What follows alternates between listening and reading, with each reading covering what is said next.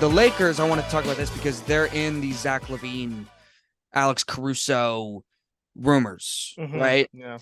And we've talked about how we don't think the Lakers need to make a trade for Zach LaVine, get a third star. We think this early stuff is kind of just figuring things out. Austin Reeves struggling, combination of that. The Lakers have been like, we've expected more from them, and they're still like not bad. Like they're still good. It's not like last year where they started off as a train wreck. D'Angelo Russell exploded the other day, right? He was really good. Against Detroit. But but yeah. He can have moments like that where like, oh wow, D'Angelo Russell. It's kind of that thing that the Lakers had last year. It's like, oh, Rui Hachimura today, Austin Reeves today, D'Angelo Russell today. Like, I kind of liked that. I know Laker fans hate Taurean Prince, like, which is so funny to me because like Taurean Prince, I always knew I had this thing about him because he was awful for the Nets and Nets fans couldn't stand Taurean Prince.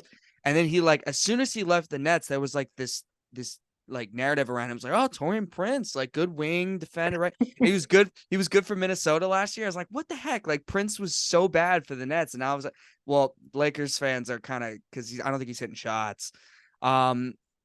But what do you think the Lakers need to do? Because I think Caruso would be better for them and getting him back than LaVine, personally. Because I just don't see Zach LaVine sacrificing as much as they probably need him to. Zach LaVine has proven that he can play with other people that need the ball, right? DeRozan, Vucevic is a back to the basket guy who needs the ball in the post. Lonzo is better with the ball in his hands and making decisions, and Zach can kind of do his thing and score. So I don't think Zach LaVine is necessarily bad at, doing that. I'm not saying he's incapable. It's just, I don't know. Like, I like Austin Reeves. If they take Austin Reeves to get him, I don't know. I maybe keep Austin Reeves, find a way to possibly get Caruso instead, add him to that. Yeah, it would probably take Reeves and Rui Hachimura to get Zach LaVine. And that, to me, kind of just goes against everything the Lakers wanted to do this offseason when they brought everyone back.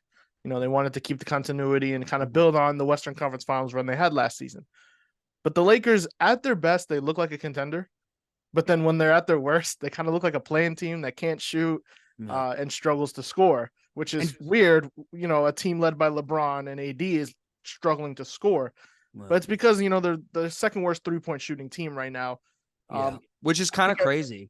Yeah, I think they have a lot of shooters. Taurean Prince is part of that.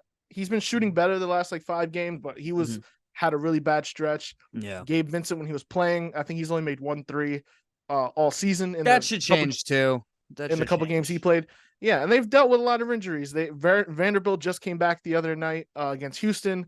Radish has been out. He's been really good for them, in his kind of his last chance in the NBA. I think he's making the most of it. But unfortunately, they just so far haven't beaten a lot of the best teams. They have a close win to Orlando, which is a good win because Orlando, I guess, is great this season. They beat Phoenix twice. They beat Houston twice. But they also have like blowouts to Houston. Orlando blew them out really badly. The 76ers blew them out really badly. Sacramento, Oklahoma City. So like you could see them as a great team. You could see it in there. It's just they got to figure out how to do it consistently. And they just need their shooters to be better for sure. Caruso definitely helps them, though. They need a point of attack defender, guard, because Reeves, for whatever reason, has kind of regressed defensively. He was good defensively last season. And then D'Angelo Russell's, he competes. I'll give him that. He does put effort in on defense, but he's just not a great defender. So they need someone. Caruso would definitely fit in there. And obviously they have had success with Caruso before. That is someone they need from Chicago, not necessarily Zach LaVine, because Zach LaVine, if he's not scoring at a supreme level, is he helping you otherwise? And I'm not sure if his play style, if his game, if he has that in his game, really, to be like a facilitator or a defender. And then just what we would take to get him. They'd have to trade their 2029 first round pick. They'd have to trade probably Reeves and Rui Hachimura. So it'd be too much, I think. It's not what they need. They made that mistake trading for Russell Westbrook. They don't need a third star. the big threes don't work really much anymore. Phoenix is trying, but you need some depth, defense. You got two great stars in LeBron and AD. And I mean, it's incredible what LeBron's doing at this point in his career. They just need, better shooting and a point of attack defender. That's really all they need, because they're 8th in defensive rating. So they got the makings of a contender. Obviously, when you got LeBron James and AD, if they just improve their shooting and get more consistent offensive output from their role players, I think they can be a contender.